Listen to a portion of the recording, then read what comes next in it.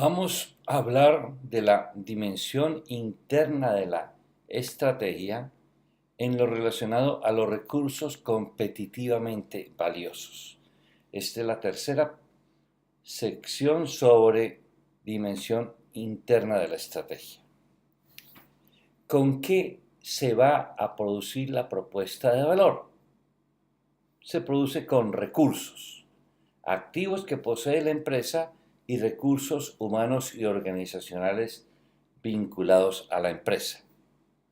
Se examina el tipo de activos y el tipo de recursos humanos dentro del conglomerado de recursos que la empresa tiene.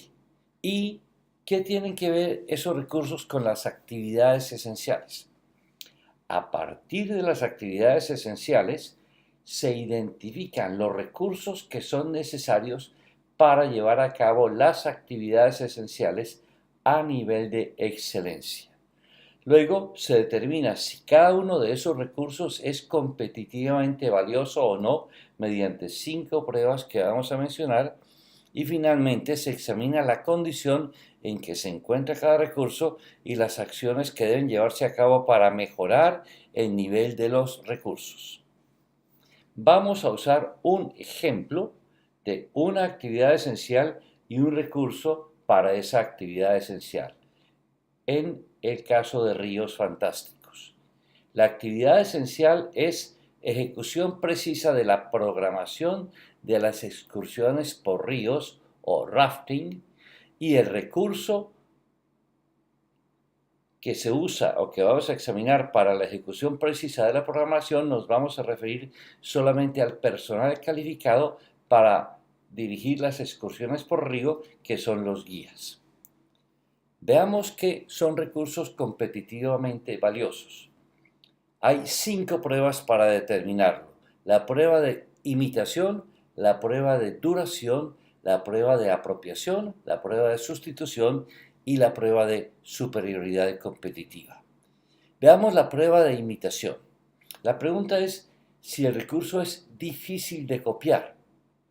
Si un recurso es imitable fácilmente por los competidores, no es competitivamente valioso.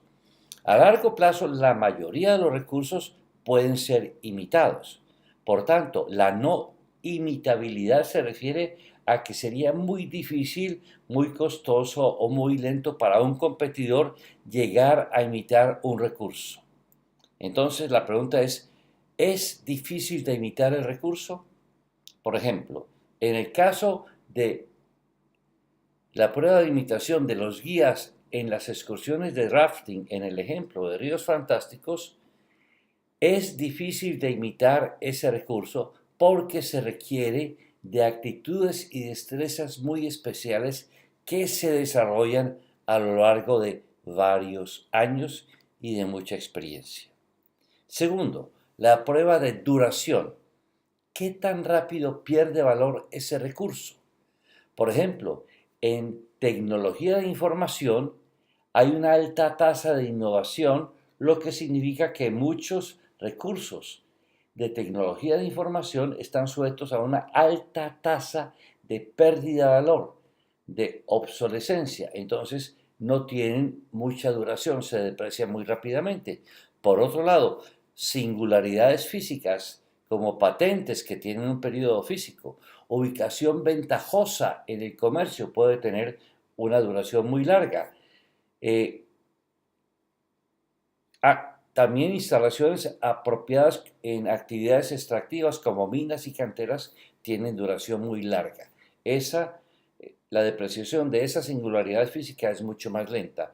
Y también el valor de marca. El valor de marca tiende a tener un valor con una duración larga, porque las marcas prestigiosas en el mundo se van construyendo y se consolidan a lo largo de décadas. Por ejemplo, Apple, Coca-Cola, Mercedes-Benz, 3M, Toyota, Siemens, Microsoft, Amazon, Facebook van creando un valor de marca importante en el mercado que se va consolidando y se deprecia poco. En el caso de Ríos Fantástico, la prueba de duración del valor de los guías en las excursiones de rafting, este es un caso en el cual más bien se aprecia el valor en vez de depreciarse, porque las destrezas y competencias de los guías pueden incrementarse con el tiempo y entonces su valor y su capacidad productiva va incrementándose en la medida en que haya oportunidades de crecimiento profesional en su campo y que desarrollen experiencias valiosas. La tercera prueba es la de apropiación. ¿Quién se puede apropiar del valor que el recurso crea? Por ejemplo, hay conocimiento que es apropiable y conocimiento no apropiable por la empresa.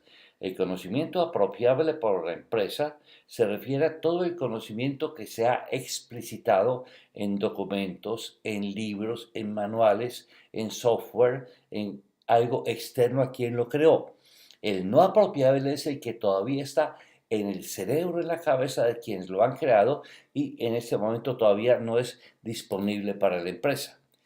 Por ejemplo, en las relaciones comerciales, muchas de ellas, de esas relaciones, son parte del capital social del empleado que tiene la relación y no de la empresa. Y no puede ser entonces apropiada por la empresa porque es el empleado que la tiene el que la posee realmente.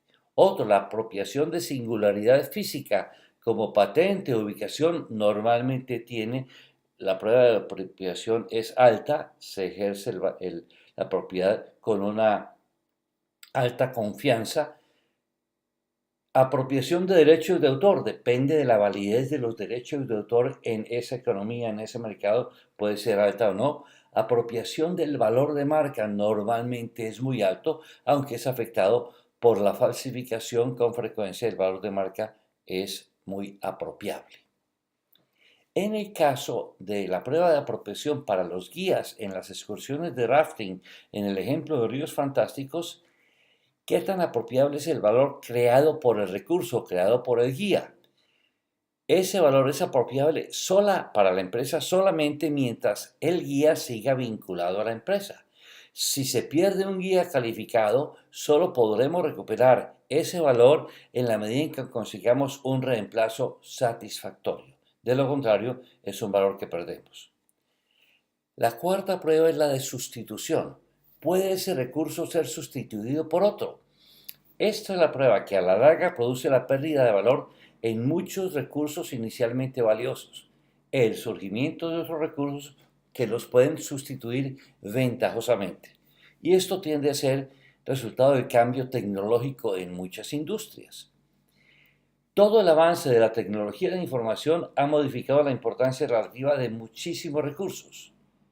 Y con frecuencia, la respuesta competitiva que debilita el valor de un recurso no es la sustitución directa de ese recurso, sino la creación de otro sistema completo de actividades más eficaz que se sustenta en recursos muy diferentes. El ejemplo principal acá es, o muy común, es Amazon.com, donde se logró sustituir totalmente el sistema de actividades de venta al detalle, inicialmente solo libros, pero después ha ido ampliando en una gran cantidad de productos, en el cual la venta a través de tiendas reales ha sido sustituida por websites y servicios de entrega de paquetes apoyados por plataformas muy poderosas. Por otro lado, otro ejemplo, las agencias de viajes han sido sustituidas en altísimo grado en la venta de tiquetes aéreos, reservaciones de hotel y excursiones por sistemas de reservación y venta de tiquetes por Internet. En todos estos ejemplos es mucho más difícil predecir el debilitamiento del recurso por sustitución, porque lo que finalmente es sustituido es todo un sistema de actividades y no solamente un recurso. Veamos el caso de Ríos Fantásticos, la prueba de sustitución para los guías en las excursiones de rafting. En realidad, los guías para excursiones de río son muy difíciles de sustituir. En realidad tiene que traer otro guía de igual competencia para que lo reemplace, pero no hay otra alternativa diferente a un guía competente para sustituir a otro guía competente en rafting. Finalmente, la prueba de superioridad competitiva. ¿Es ese recurso realmente mejor? Debe evaluarse respecto a los competidores, desagregarse todas las definiciones en el mayor grado posible y sustentarse en medición específica sustentada en datos reales del mercado. En el ejemplo de Ríos Fantásticos, la prueba de superioridad competitiva sobre los guías de excursiones de rafting dio como comparación entre los guías de Ríos Fantásticos y otros guías en una serie de atributos calificados por expertos que los guías de Ríos Fantásticos son muy superiores a los de los competidores. La empresa ha logrado crear el mejor equipo de guías de excursiones de río de rafting en el mercado. En síntesis, veamos las 5 pruebas en el caso de Ríos Fantásticos. En imitación, es difícil de imitar porque lleva muchos años o lleva un buen número de años desarrollar las actitudes y destrezas porque son difíciles de adquirir. Segundo, duración.